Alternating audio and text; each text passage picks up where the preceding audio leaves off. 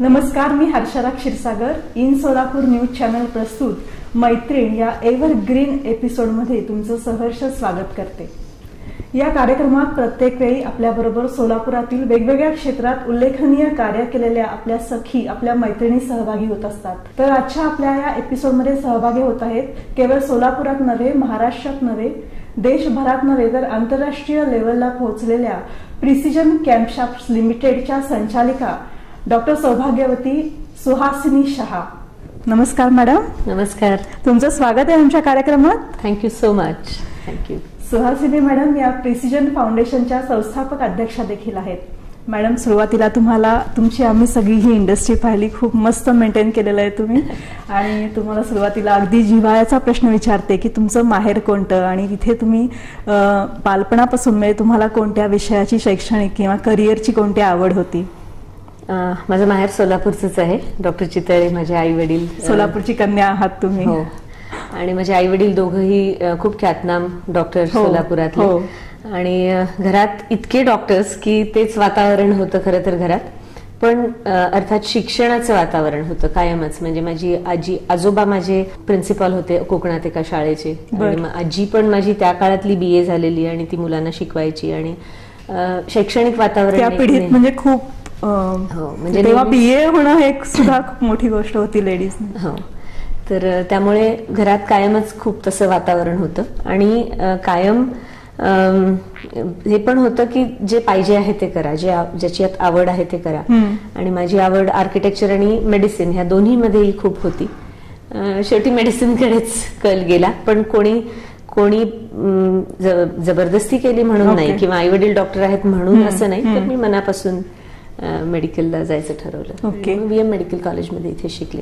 Haribhai Devkaran Sangameshwar college, VM medical college असा सगळा टप्पा तो. आणि मग नंतर तुमचं मॅडम मेडिकल मधलं कोणत्या फील्ड मधलं तुम्ही स्पेशलायझेशन किंवा कोणती डिग्री तुम्ही घेतलेली आहे? मेडिकल कॉलेजमध्ये I was a university ranker through out 3 वर्षाचा. फर्स्ट, सेकंड, थर्ड MBBS ला युनिव्हर्सिटी गोल्ड मेडलिस्ट आहे मी. आणि मग मी ऑफ्थॅल्मॉलॉजी ला सुरुवात केली होती. पण या सगळ्या काळामध्ये मला यतीनची भेट झाली. आम्ही बॅडमिंटन कोर्टवरती भेटलो, बॅडमिंटन खेळायचो एकत्र. यतीनबद्दल पण थोडंसं सांगते कारण ते रेलेव्हंट आहे. त्याचं पण त्याची फॅमिली सोलापुरातली आहे. पण तो वयाच्या 8व्या वर्षापासून बोर्डिंगमध्ये राहिलेला आहे. आणि म्हणजे त्याला तेव्हापासून बोर्डिंगमध्ये पाठवलं होतं. आणि त्याचं शिक्षण म्हणजे तो 8व्या वर्षी घराच्या बाहेर पडला आणि 24व्या वर्षी घरी परत आला. इतकी वर्ष तो बाहेर राहिलेला आहे. तो फक्त सुट्टीत यायचा तेव्हा इकडे भेट व्हायची. बोर्डिंगला कुठल्या गावाला? पहिले बान स्कूल मध्ये होता देवळालीला, नाशिकच्या जवळ. तिथे 10वी पर्यंत म्हणजे 3री ते 10वी. 11वी 12वीला कॅथीड्रल मध्ये मुंबईमधली खूप नावाजलेली शाळा आहे. आणि मग सिडनम मध्ये BCom केलं त्यांनी सिडनम कॉलेजमधनं मुंबईमध्ये. 1 वर्ष सोलापुरात काम केलं त्यांच्या वडिलांच्या फॅक्टरीमध्ये वेगवेगळ्या डिपार्टमेंट्समध्ये. आणि मग परत सिम्बायोसिस मधनं MBA केलं. आणि मग अजून 1 वर्ष बाहेर नोकरी करून मग तो सोलापुरात आला. मग या सगळ्या पिरियडमध्ये सुट्टीमध्ये फक्त सोलापुरात यायचा तेव्हा भेट व्हायची. पण 88 साली माझं लग्न झालं तर ऑब्व्हियसली अ लव्ह मॅरेज. आणि तो शहा आणि मी चितळे म्हणजे खूप सगळ्या आणि त्या काळात थोडंसं गोष्टी हे करायच्या होत्या. आणि मग मला लक्षात आलं की म्हणजे मी तेव्हा ऑफ्थॅल्मॉलॉजीची पोस्ट करत होते. पण एक काहीतरी कॉमन प्लॅटफॉर्मची गरज आहे असं जेव्हा लक्षात आलं तेव्हा त्याला डॉक्टर होणं तर शक्यच नव्हतं. पण मला बिझनेसमध्ये येणं शक्य होतं. आणि ते मी केलं. म्हणजे मग मी ऑफ्थॅल्मॉलॉजीची पोस्ट सोडली माझी आणि म्हणजे रजिस्ट्रेशन सोडलं. आणि मग पूर्ण वेळ बिझनेसमध्ये जॉईन झाली. आणि मॅडम आता छान विषय निघालाय तर विचारते की तुमची भेट कुठे झालेली? बॅडमिंटन कोर्टवर आम्ही बॅडमिंटन खेळायचो एकत्र. तिथे भेट झाली. आणि नंतर मग तुम्ही हा डॉक्टर कडून बिझनेस वुमन पर्यंत आज इकडे पोहोचलेला आहात. तो सगळा तुमचा प्रवास झालेला आहे. बरोबर. पहिल्यांदा असं विचारते की आता मग सध्या तुम्ही मेडिकलचं काय चालू ठेवलेलं आहेत काम? बरं, मी अजून थोडंसं मागे जाऊन सांगते. कारण मला मेडिकलची म्हणजे मी रजिस्ट्रेशन सोडलं तर खूप जणांकडनं हे ऐकायला मिळालं की तू एक सीट वाया घालवली वगैरे वगैरे. ते काही सीट वाया नाही घालवली. ऍक्च्युली मी ऑफ्थॅल्मॉलॉजी सोडल्यानंतर माझ्या क्लासमेट्सना म्हणजे तेव्हा आम्हाला फक्त MBBSच्या मार्क्सवरती पोस्ट ग्रॅज्युएशन असायचं. आता परत एंट्रन्स आली आहे. पण तेव्हा 8 जणांना तरी हवी ती ब्रांच मिळत गेली. म्हणजे मी ऑफ्थॅल्मॉलॉजी सोडलं म्हणून माझ्या एका मित्राला ऑफ्थॅल्म मिळालं. त्याला मिळत नव्हतं. मग त्यांनी दुसरी काहीतरी ब्रांच घेतली होती, ती आणखीन कोणाला मिळाली, अशी त्यांना त्यांच्या आवडीच्या ब्रांचेस मिळाल्या. आणि मी कायम मेडिकल प्रोफेशन किंवा ते ज्ञान असं आहे मला वाटतं की जे कधी सोडून नाही देता येत. इतके कष्ट घेऊन शिकलेलं असतं आणि ते उपयोगी आहे लोकांच्या. तर त्यामुळे मी लग्न झाल्यावर जेव्हा बिझनेसमध्ये आले तेव्हा यतीनच्या वडिलांची एक इंडस्ट्री होती, तिथे आम्ही दोघंही काम करत होतो. यतीननी मला तिथे त्याच्या बरोबर बसून फायनान्स आणि अकाउंटिंग खूप शिकवलं आणि मग मी शॉप फ्लोअरवर जाऊन बिझनेस बद्दल खूप शिकले स्वतःहून. पण तिथे जे काही 400 वर्कर्स होते तर ते सगळे असे खेड्यातनं येणारे अनस्किल्ड लोक होते आणि त्यांच्यासाठी मी खूप मेडिकल कॅम्प्स घेतले, त्यांच्यासाठी त्यांच्या मुलांसाठी इम्युनायझेशन असेल, अनेक गोष्टी केल्या. जसं आम्ही 92 साली प्रिसिजन कॅम्पशाफ्ट चालू केलं, त्या बिझनेसमधनं बाहेर पडून पूर्णपणे यतीननी स्वतंत्रपणे स्वतः प्रिसिजन कॅम्पशाफ्टची सुरुवात केली. 94 साली केली. 92 मध्ये कंपनीची स्थापना केली आणि बांधकामाला सुरुवात झाली. 94ला खऱ्या अर्थी सुरू झालं काम.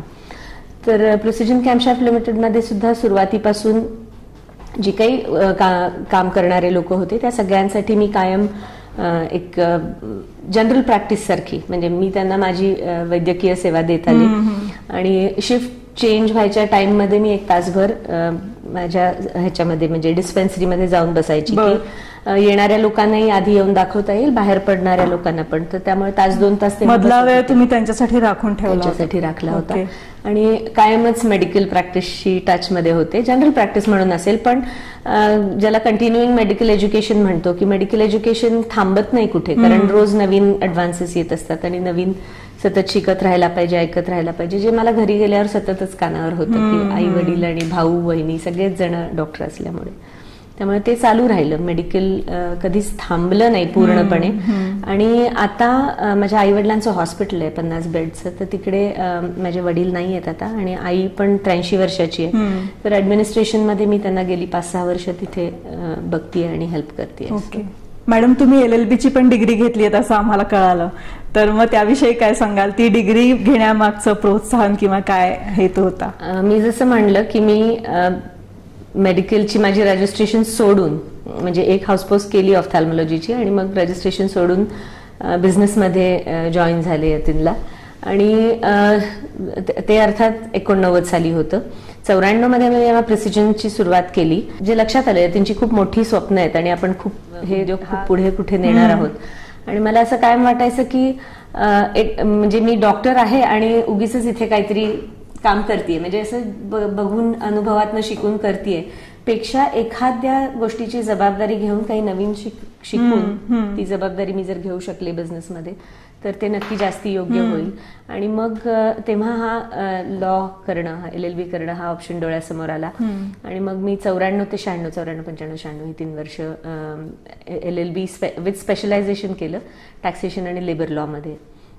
आणि ते अर्थातच इथे खूप कामाला येते मला. मी पहिल्या दिवसापासून, म्हणजे जसं LLB झालं तेव्हापासून कंपनी सेक्रेटरियल काम, हे जे खूप मोठं एक काम असतं ते करते. सगळं लिगल काम मी हँडल करते, कारण इतके सगळे जगभरातले कस्टमर्स आहेत आणि त्यांची सगळ्यांची परचेसेससाठीची अग्रीमेंट्स असतात, NDA, अनेक गोष्टी असतात. म्हणजे लिगल भाग बिझनेसचा जो काही आहे. आणि आता अर्थातच आमची बाहेरची जॉईंट व्हेंचर्स, बाहेरच्या कंपन्या घेणं, या सगळ्यामध्ये खूप मोठ्या प्रमाणात लिगल काम जे आहे ते मी बघते. आणि अर्थात ह्याच्या बरोबरीने मी फायनान्सचे देखील कोर्सेस केले, काही जनरल मॅनेजमेंटचे कोर्सेस अहमदाबादला जाऊन, short term courses Indian institute of management Ahmedabad मधून पण केले. ओके. बिझनेसशी रिलेटेड जे जे भाग होते तुम्हाला आवश्यक वाटले की इथे तुम्ही त्याची हे देऊ शकता स्वतःची, तर ती सगळी तुम्ही शिकून इथे पूर्ण हे कारण अनुभवातून तुम्ही नक्कीच शिकू शकता. पण काही गोष्टी असतात की ज्या क्लासरूम मध्ये बसून शिकून नक्कीच त्यांनी फरक पडतो असं मला वाटतं. आणि IIM सारख्या संस्थेमध्ये जाऊन शिकताना तिथे तर वेगळी पद्धत आहे शिकवण्याची, जी हार्वर्डची पद्धत आहे, केस स्टडी मेथडॉलॉजी, की जिथे खूप वेगवेगळ्या फील्ड, म्हणजे लिगल, एखादा समजा मी मॅनेजमेंटचा कोर्स करतेय तर तिथे कंपनीज अगदी छोट्यापासून खूप मोठ्या बँकांपर्यंतचे लोक असतात आणि एखाद्या विषयावरती प्रत्येकाची वेगवेगळी मतं असू शकतात की हा विषय कसा हाताळायचा, आणि मग त्यातनं खूप काही शिकता येतं. तर त्यामुळे घरात अनुभवाने शिकणं ही एक गोष्ट आहे, पण फॉर्मल एज्युकेशन घेणं हे नक्कीच मला खूप महत्वाचं वाटलं आणि म्हणून मी हे सगळ्या गोष्टी कायम शिकत राहिले आणि अजूनही शिकतेय. म्हणजे शिकणं हे कधी संपत नाही. मला वाटतं की आपण रोजच नवीन काहीतरी शिकतच असतो आयुष्यभर आणि त्यामुळे शिक्षण कधी थांबत नाही. आणि माझ्यासाठी फॉर्मल एज्युकेशन अजूनही चालूच आहे. मी आता नॅशनल लॉ स्कूल युनिव्हर्सिटी बँगलोरमधून एक मास्टर्स इन बिझनेस लॉचा कोर्स परस्यू करते. वेळ लागतोय त्याला, कारण काम सांभाळून थोडं थोडंसं करत, पण चालू आहे. मॅडम, टेक्निकल नॉलेज खूपसं घ्यावं लागलं असेल तुम्हाला? टेक्निकल नॉलेज मी शॉप फ्लोअर वरती जाऊन, म्हणजे अगदी सुरुवातीला जेव्हा म्हणलं की यतीनच्या वडिलांची फॅक्टरी होती आणि तिथे मी सुरुवात केली, तर तिथे शॉप फ्लोअरवर जाऊन प्रत्येक तिथले जे कोणी जनरल मॅनेजर होते त्यांच्याबरोबर मशीनिंग लाईन वरती जाऊन समजून घेतल्या गोष्टी. आणि फाउंड्री बद्दलची पुस्तकं वाचली आहेत मी ऍक्च्युली, मेटलर्जीची आणि फाउंड्रीची. त्यामुळे लोक काय बोलतायत हे मला समजतं. म्हणजे असं नाही की काय चाललंय मला माहिती नाही, तर ते समजतं. आणि मे बी मी कॅमशॉट बद्दल इतकं बोलू शकेन की तुला वाटेल मी इंजिनिअरिंग केलंय. नाही, त्यासाठीच मी म्हणलं की टेक्निकल खूपशा गोष्टींचा अभ्यास पण तुमचा झालेला. त्या मात्र अर्थात मी शॉप फ्लोअरवर थांबून लोकांच्याकडून एक्सपिरियन्स ऐकून अनुभवातनं शिकलेली. एवढं सगळं काम आहे तुमचं. परत प्रिसिजन फाउंडेशनच्या म्हणजे थोडंसं सामाजिक आणि सांस्कृतिक काम पण बरंच चालतं. तर ही सगळी ऊर्जा, परत कौटुंबिक पण जबाबदारी, तर ते सगळे ऊर्जा मग आणता कुठून मॅडम तुम्ही? कारण कायम तुम्ही आम्हाला अशा फ्रेश दिसता, तर ते मग त्याचा राज काय?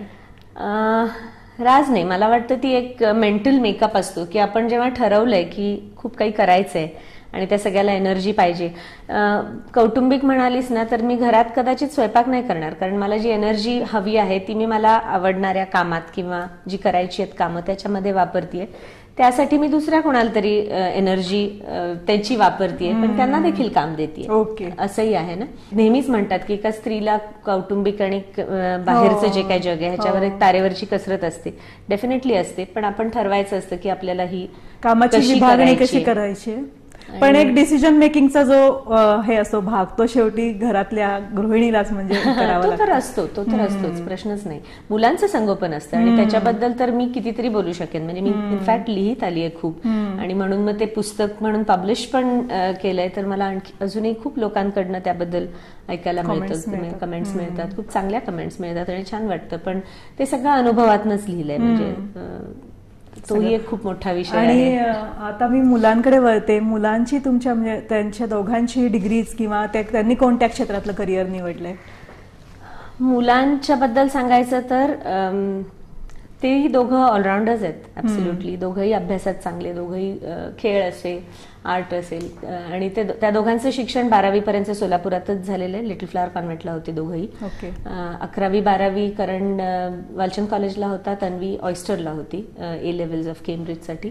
पण 12वी नंतर दोघंही अमेरिकेत गेले. त्यांच्या अमेरिकेतलं एज्युकेशन अतिशय वेगळं आहे आणि खूप मेरिट बेस्ड आहे, खूप कष्ट आहेत त्याच्यामध्ये. लोकांना वाटतं अमेरिकेत जाऊन मुलं शिकतात म्हणजे काय मजा करत असतील, तर असं अजिबात नाहीये.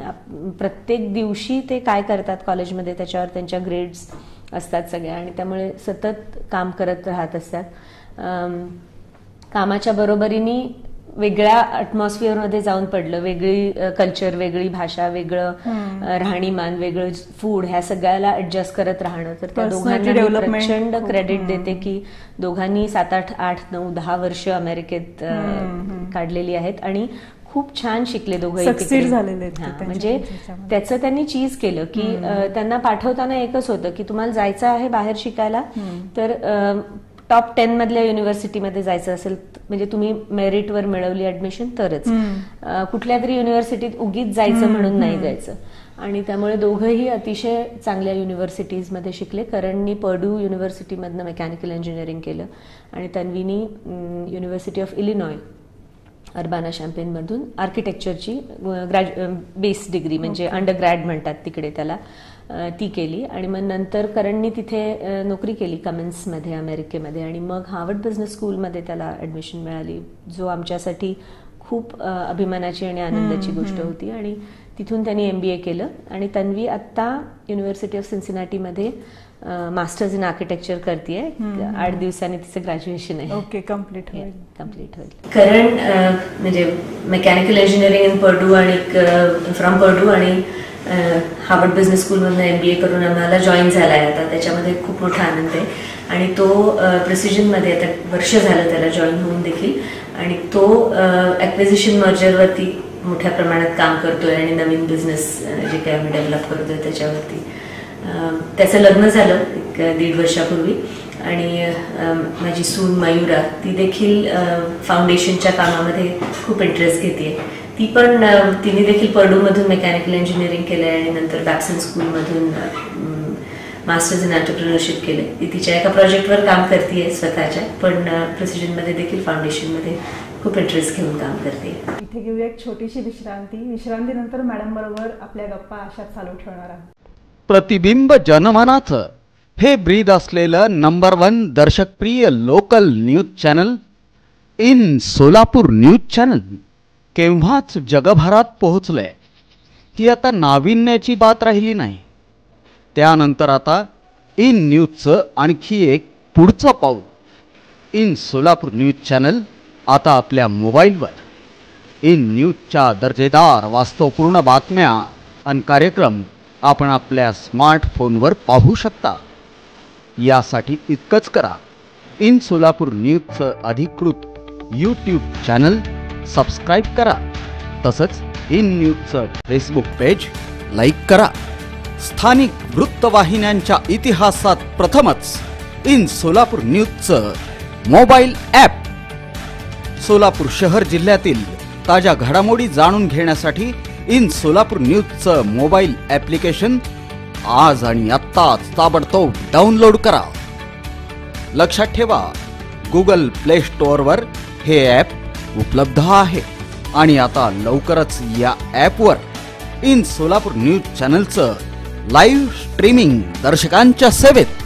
सोलापुरातील घडामोडी आता जगात कुठेही फक्त एका क्लिकवर. इन सोलापूर न्यूज चॅनल, घराघरात, मनामनात, संपूर्ण जगभरात. विश्रांतीनंतर कार्यक्रमात पुन्हा एकदा स्वागत. मॅडम, आता मला असं सांगा की प्रिसिजन कॅम्पशाफ्टच्या डिव्हिजन्स तुमच्या कुठल्या कुठल्या देशात आता पोहोचलेल्या आहेत? प्रिसिजन कॅम्पशाफ्टची 2 जॉईंट व्हेंचर्स आहेत चायनामध्ये. आता नुकतीच एक जर्मनीमध्ये कंपनी अक्वायर केली, म्हणजे तोही एक फुटप्रिंट झाला. आणि ब्राझीलमध्ये एक प्लांट येत आहे. म्हणजे भारतातले सोलापुरातले प्लांट सोडून एक नाशिकमध्ये पण कंपनी अक्वायर केली आहे. सोलापूर, नाशिक आणि नंतर निंबो आणि हुजाव या 2 ठिकाणी चायनामध्ये 2 जॉईंट व्हेंचर्स आहेत. नंतर आता पुणे वाईल्ड मधली जर्मनीतली एक कंपनी आणि ब्राझीलमध्ये यायचा आहे प्लांट. बरं, कमिंग अप आहे तो. Coming up, yes. आता असं विचारते की दुसऱ्या देशामध्ये हे तुम्ही प्लांट्स आता उभारलेत, तर त्यामध्ये काही म्हणजे त्याला काय काय ह्यांना तुम्हाला आव्हानांना तोंड द्यावं लागलं?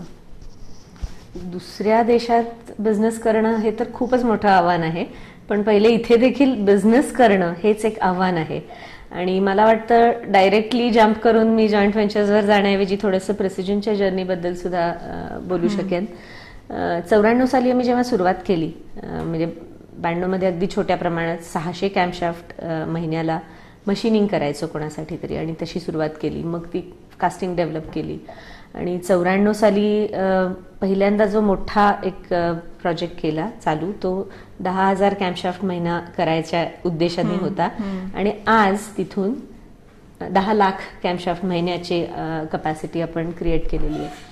तर ह्या सगळ्या जर्नीमध्ये खूप गोष्टी झाल्या आणि खूप चढउतार होते. म्हणजे आज हे सगळं पाहिलं की असं वाटतं की हा इतकं सगळं इथे आहे, पण ह्याच्या मागे खूप मोठी मेहनत, खूप आणि ती सगळ्या टीमची, कारण हे टीमवर्क आहे. यतीनसारखा खंदा लीडर आहे, पण मोठी टीम पण आहे.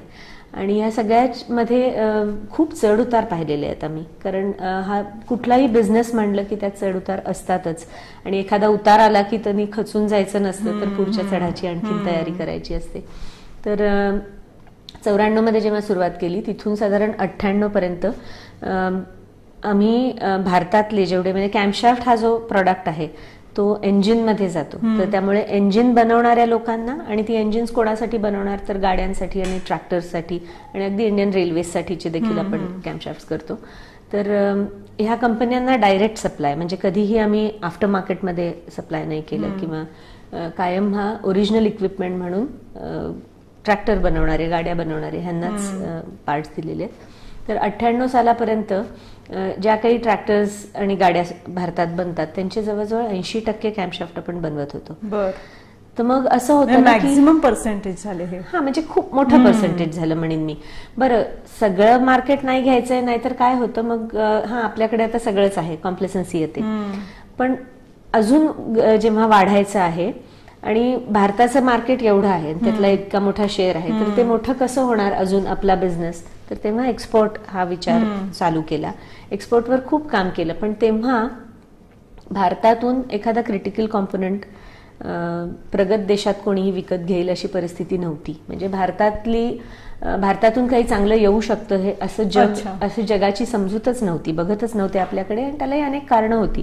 आपल्याकडनं लोक क्वालिटी आणि डिलिव्हरी वेळेवर देणं ह्या सगळ्या गोष्टींच्या बाबतीत थोडेसे डळमळीतच असायचे तेव्हा. आणि मग जेव्हा 1-2 वर्ष खूप प्रयत्न करून लक्षात आलं की हे नाही होऊ शकत आहे, आपल्याला जाऊन जर्मनीमध्ये, इंग्लंडमध्ये नाही विकता येत आहे, तेव्हा यतीनने विचार केला की बहुतेक आपल्याला एखादा जर्मन किंवा एखादा ब्रिटिश माणूस बरोबर असेल, कंपनी बरोबर असेल, तर कदाचित हे सोपं होऊ शकेल. त्या दृष्टीने मग काम सुरू केलं. आणि 99 साली इंग्लंडमधली एक जी क्लान्सी नावाची कंपनी होती, त्यांच्याबरोबर आपण जॉईंट व्हेंचर केलं. तेव्हापर्यंत फक्त अक्कलकोट रोडचे प्लांट्स होते. 99 सालापर्यंत अक्कलकोट रोडला एक फाउंड्री, 2 मशीन शॉप्स, हे सगळं काही होतं. पण 2000 साली क्लान्सी प्रिसिजन कंपोनंट्स म्हणून इथे चिंचोळी MIDCत आज आपण जिथे बसलो होतो, पण पहिली फाउंड्री बघू बाहेर जाऊन, तर ती 2000 साली एका ब्रिटिश कंपनी बरोबर जॉईंट व्हेंचर म्हणून सुरुवात केली. आणि मग तशी एक्सपोर्ट मार्केटमध्ये एंट्री मिळवली. आणि मग पुढे काही कालावधीने, म्हणजे 2006 पर्यंत हे खूप छान सगळं सुरळीत असं नाही म्हणता येणार, पण चाललं होतं. आणि 2006 मध्ये ती ब्रिटिश कंपनीला काही प्रॉब्लेम झाले, अडचणीमध्ये आली, आणि मग ती पूर्ण आपण विकत घेतली आम्ही. आणि क्लान्सी प्रिसिजनची मग ती प्रिसिजन कॉम्पोनंट झाली आणि मग प्रिसिजनमध्ये विलीन झाली. आणि त्याच्यानंतर 2007 पासून मात्र जगात लोकांना माहिती होतं की इथे चांगल्या क्वालिटीचे कॅम्पशाफ्ट बनतात आणि डिलिव्हरी अतिशय वेळेवर होतीये आणि या सगळ्या गोष्टी. तर त्यामुळे मग आणखीन कस्टमर्सकडे जाऊन, म्हणजे पहिला कस्टमर्स फक्त जनरल मोटर्स एका देशातला प्लांट होता, पण तिथून पुढे जाता खूप बिझनेस वाढत गेला. आणि मग 2007 पासून किंवा 2007-08 पासून आज 18 पर्यंत या 10 वर्षात मला वाटतं 5-6 टाइम्स जी काही ग्रोथ झाली ती झाली. आणि खूपदा असं होतं गोष्टी की एका कस्टमर बरोबर तुम्ही बिझनेस वाढवत गेलात की मग त्यांना जिथे पाहिजे तिथे तुम्हाला जाणं गरजेचं होतं. जसं की फोर्डनी सांगितलं की आम्ही चीनमध्ये आम्ही उत्पादन चालू करतो आहोत आणि तिथे तुमच्याकडनं कॅम्पशाफ्ट हवेत, पण तुम्ही तिथेच येऊन करायला पाहिजेत, इथून नाही. आणि वेगळ्या देशात जाऊन काहीतरी एस्टॅब्लिश करणं ह्यात खूप मोठं चॅलेंज असतं, कारण तिथली भाषा माहीत नाही, तिथले कायदे आपल्याला माहीत नाहीत. आणि मग आपण जाऊन कसा तिथे बिझनेस करायचा, म्हणून आम्ही जॉईंट व्हेंचर हा मार्ग तेव्हा निवडला, हा पर्याय निवडला. आणि त्याच्यामध्ये सुद्धा खूप 2 वर्ष जवळजवळ त्याच्यावर काम व्हावं लागतं. तेव्हा कुठे जाऊन त्याला सुरुवात होते की कोण पार्टनर असावा, वेगवेगळ्या लोकांना भेटणं आणि मग सगळ्या गोष्टी जुळून येणं. तर त्यामुळे त्याच्यासाठी आधी रिसर्च बराच खूप करायला लागतो आणि खूप प्रवास करायला लागतो, जो यतीन वर्षातले म्हणजे दर महिन्यात 10-12 दिवस जवळजवळ त्याला प्रवास 10 ते 15 दिवस करायला लागतो. तो आजही करायला लागतो. आणि ही चॅलेंजेस आहेत आणि ती स्वीकारली एकदा की मग ती आनंदाने करत राहावी लागतं. तिथून ती एनर्जी येते, एनर्जी मिळते. ती करायचं आहे, एक गोल ठेवलंय, या उद्दिष्टापर्यंत आपल्याला करायचंय, या गोष्टी करायच्याच आहेत म्हणल्यावरती त्या रडत खडत नाही, आनंदातच करायच्या आहेत. आणि मग ती एनर्जी आपल्याला तयार होते आणि मिळत राहते. तर त्यामुळे मग नंतर 12 आणि 13 साली चीनमधली जॉईंट व्हेंचर झाली. त्याच्यानंतर 16 साली आम्ही खूप त्याच्यावर पुन्हा विचार केला स्ट्रॅटेजीवर, की आजपर्यंत आम्ही काही गुंतवणूक करायची, एक प्लांट घालायचा आणि मग तो एका कस्टमरसाठी एक प्लांट घातला धरून चालू, तर ते सुद्धा गाड्या चालू करतात. तर समजा त्यांनी ठरवलं असेल 1,00,000 गाड्या करायच्या वर्षाला, तर त्या पहिल्या दिवशी नाही चालू होत, थोड्या थोड्या करत तो टप्पा गाठला जातो. तर तसं ते टप्प्याटप्प्यानेच ते प्लांट युटिलाइज होत जातं, ज्याला आपण म्हणू की इनऑर्गॅनिक ग्रोथ. ही ऑर्गॅनिक ग्रोथ झाली, म्हणजे आपण पैसे घालायचे, जमीन घ्यायची, त्याच्यावर प्लांट बांधायचा, मशीन आणायची आणि पुढे पुढे जायचं.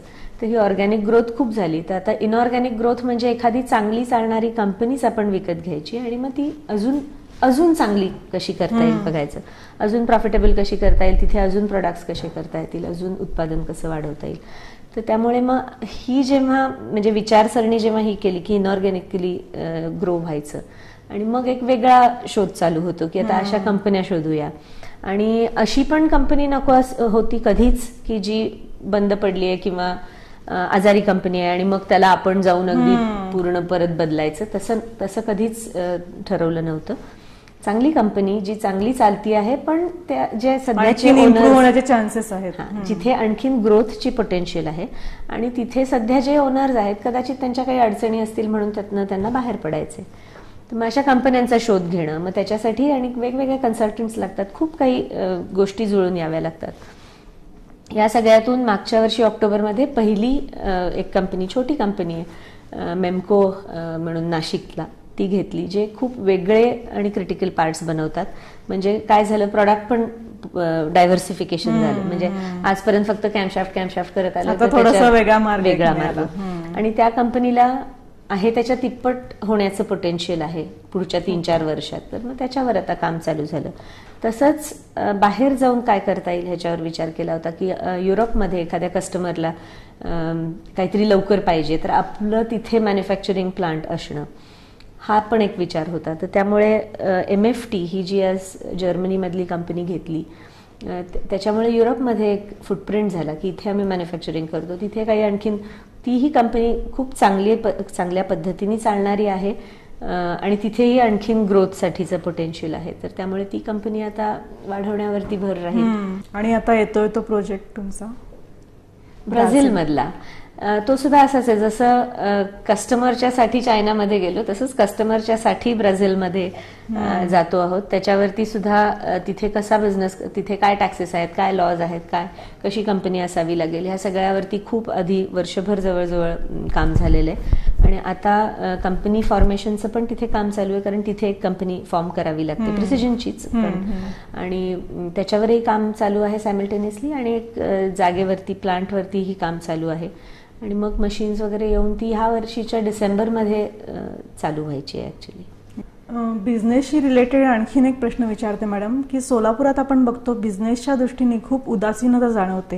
म्हणजे बाहेरून येणाऱ्या कंपन्या असतील त्या पण उदासीन असतात, इथल्या लोकल लेवलवरचे जे सध्या बिझनेस करतायत ते पण तेवढ्या उत्साहाने काम करताना दिसत नाही. तर हे कशामुळे, म्हणजे तुम्हाला याबद्दल काय सांगायला आवडेल? नाही, मला वाटतं आपल्याकडे उदासीनता आली ती जेव्हा मिल्स बंद पडल्या तेव्हा खरी आली. आता आहे असं मी नाही म्हणणार. खूप जण खूप चांगलं काम करतायत, फक्त ते लोकांपर्यंत पोचत नाही कधी कधी.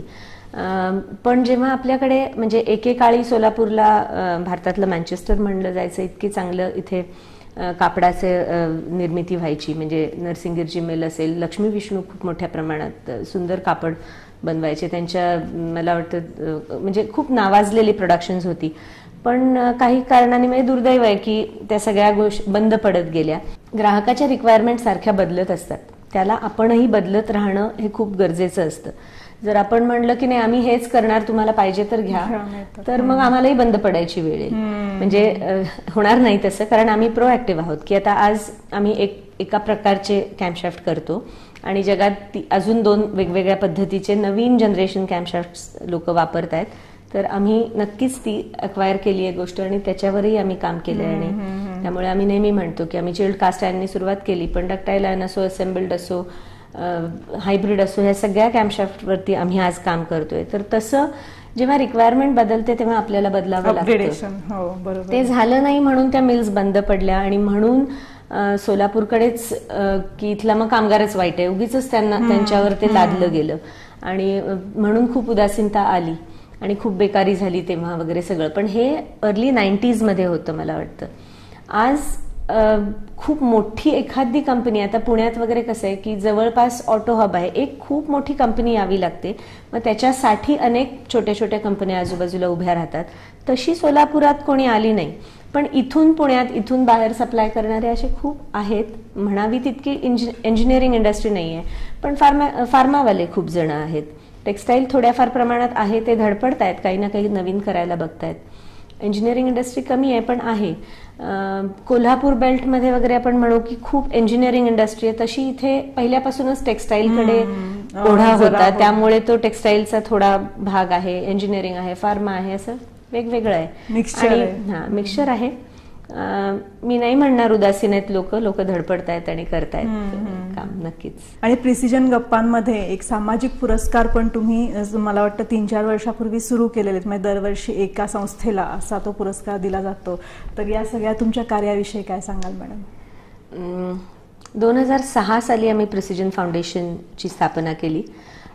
उद्देश हा होता की प्रिसिजनची जी काही वाटचाल आहे, मी म्हटलं तसं टीमवर्क आहे, त्याच्यात इतक्या जणांचा सहभाग आहे. म्हणजे प्रत्यक्ष सहभाग, आमच्याकडचे कर्मचारी कामगार हे सगळे तर आहेतच, त्यांच्या फॅमिली मेंबर्सचा देखील सपोर्ट असतो, तेव्हा कुठे ते त्या वेळात तसे कामाला येऊ शकतात आणि सगळं होतं.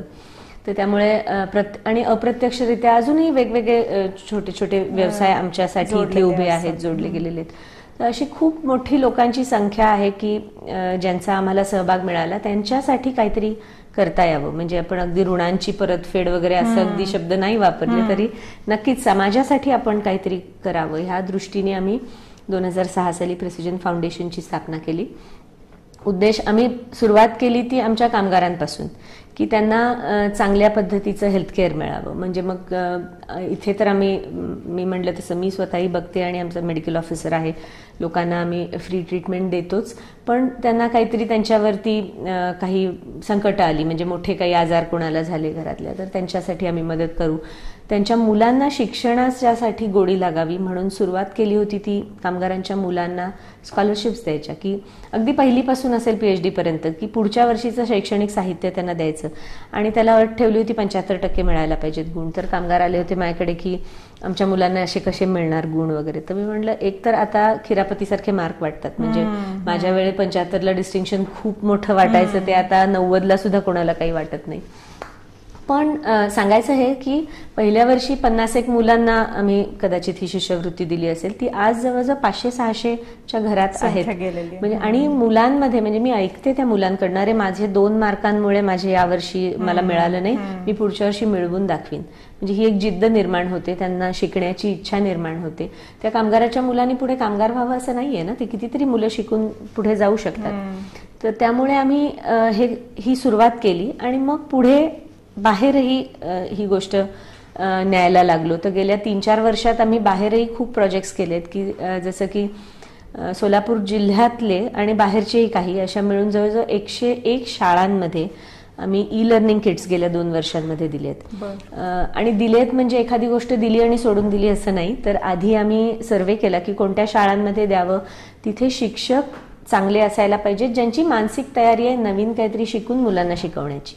कारण हा किट हाताळायचा कसा, खूपदा असं पाहतो आपण की CSR म्हणून लोक काहीतरी देतात, कम्प्युटर जर दिलेत आणि ते धुळखात पडलेत, ते येऊन बघतील तेव्हा बघतील, वापरले जात नाहीत. तसं आम्हाला होऊन नको होतं बिलकुल.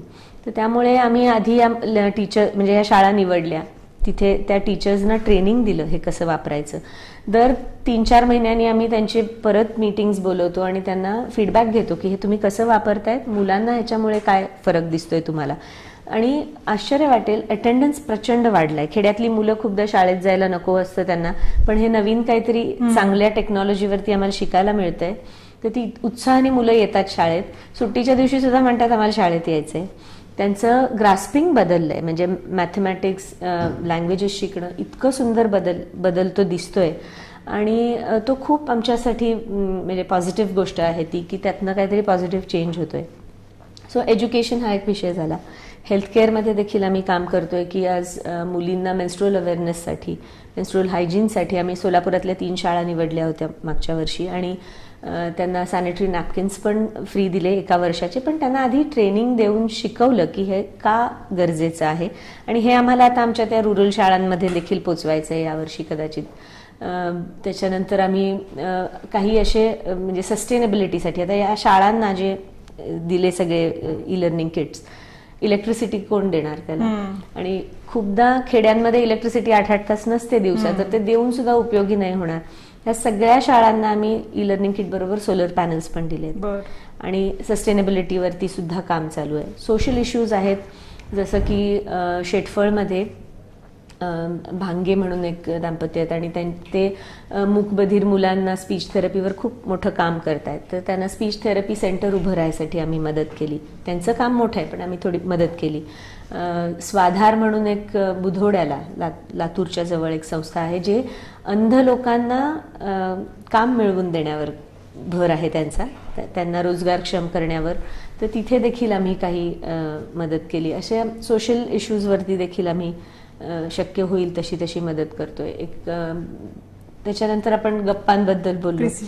प्रिसिजन गप्पांना 9 वर्ष झाली आहेत. ह्या वर्षी 10व्या वर्षीच्या गप्पा होतील आणि यामध्ये देखील वेगवेगळ्या फील्डमधल्या लोकांना बोलवून त्यांच्याकडनं काहीतरी शिकायला मिळतं आपल्याला नक्कीच. आणि त्यामुळे गप्पांचा एक खूप छान असा ऑडियन्स तयार झालाय. गप्पांची लोक वाट पाहतात. दर्जेदार कार्यक्रम एक मिळतोय सोलापूरकरांना आणि लोक खरंच त्याची वाट पाहतात आतुरतेने. आणि ह्या गप्पांमध्ये आम्ही 1 दिवस हा पूर्ण सामाजिक कार्यासाठी ठेवलेला आहे आणि या सामाजिक संस्थांना जो आम्ही पुरस्कार देतोय तोही गेली 9 वर्ष सलग दिलेला आहे. आणि माझ्या सासऱ्यांच्या म्हणजे सुभाष शहांच्या नावाचा देखील एक पुरस्कार 11 साली ते गेले, तर तेव्हापासून तोही म्हणजे ऍक्च्युली 2 पुरस्कार आता दरवर्षी दिले जातात. या कार्यक्रमासाठी आवर्जून सामाजिक कार्य ज्यांनी खूप मोठं केलंय म्हणजे डॉक्टर विकास आमटे आहेत, डॉक्टर प्रकाश आमटे आहेत, निलिमा मिश्रा, अशी सगळे लोक, डॉक्टर कोल्हे, अशी लोक या कार्यक्रमांना आलेली आहेत आणि त्यातनं लोकांना खूप काही मिळालंय, म्हणजे खूप काही शिकायला मिळालंय. एक वेगळी दृष्टी मिळाली की आपण समाजासाठी काय करू शकतो. त्यामुळे हे कार्य हे कायम चालू राहणार नक्कीच म्हणजे फाउंडेशन मधून. सोलापुरातल्या आपल्या महिला स्मार्ट आहेत, म्हणजे त्या बऱ्याच ऍक्टिव्ह आहेत, घरातली कामं खूप छान करतात, पण त्यांना अजून स्मार्टनेस वाढवण्यासाठी त्यांनी त्यांच्यामध्ये काय बदल करायला हवे असं तुम्हाला वाटतं, किंवा त्यांच्यातल्या कोणत्या गोष्टी तुम्हाला आवडतात, कोणत्या आवडत नाहीत त्याच्याविषयी सांगा. आणि एखाद्या महिलेने ठरवलं की मला उद्योजिका व्हायचंय, तर त्यासाठी तिच्यामध्ये कोणते बदल करायला हवेत किंवा गुण असायला हवेत, तर त्याच्याविषयी असं सांगा.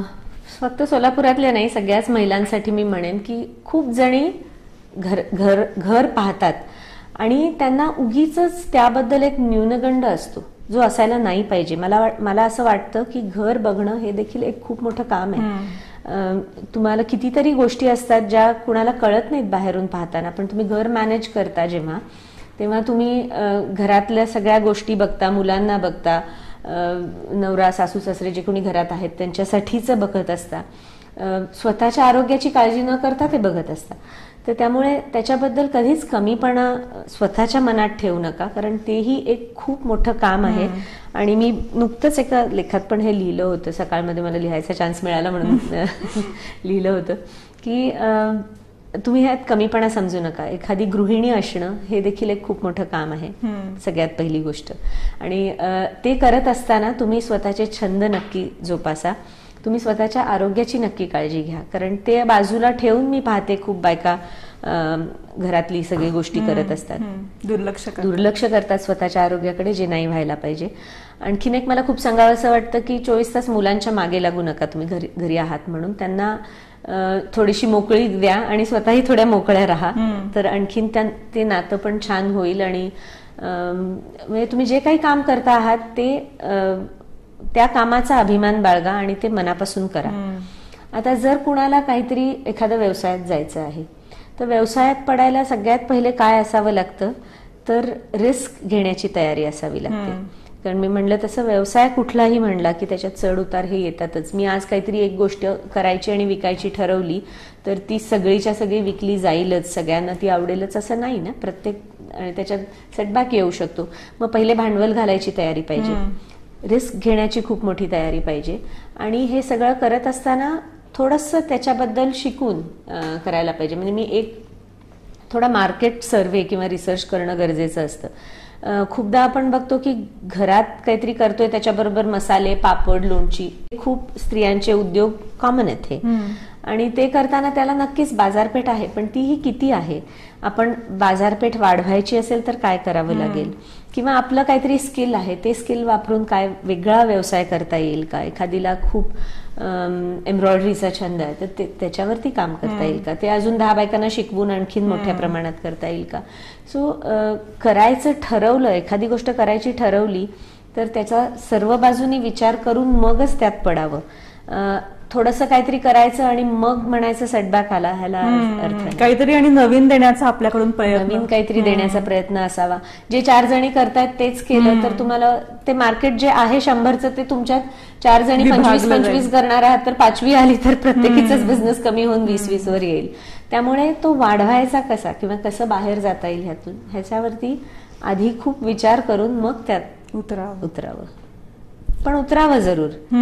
मनात ठेवणं एखादी इच्छा की आपल्याला कितपत जमतंय या विचारातच खूप दिवस जातात. त्याच्यावरती थोडा अभ्यास करून नक्की उतरावं. पण सगळ्या गोष्टींची मानसिक तयारी ठेवायला पाहिजे की यात मला अडचणी येणार आहेत, त्या मी कशा फेस करणार.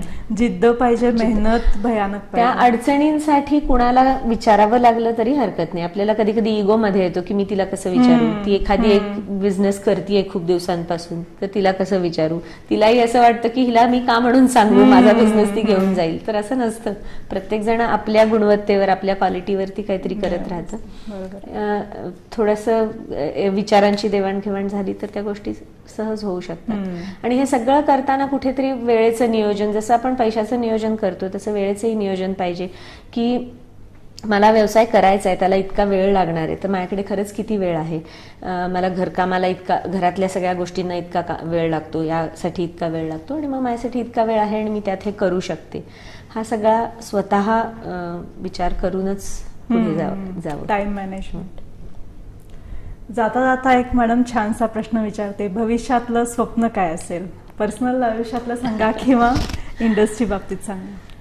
इंडस्ट्रीच्या बाबतीत तर आमची सगळी उद्दिष्ट जी काही आहेत ती चांगल्यापणे पूर्ण होवोत हे नक्कीच वाटतं, कायम वाटतं. आणि त्यासाठी आम्ही सगळेच प्रयत्नपूर्वक कष्ट घेतो आहोत.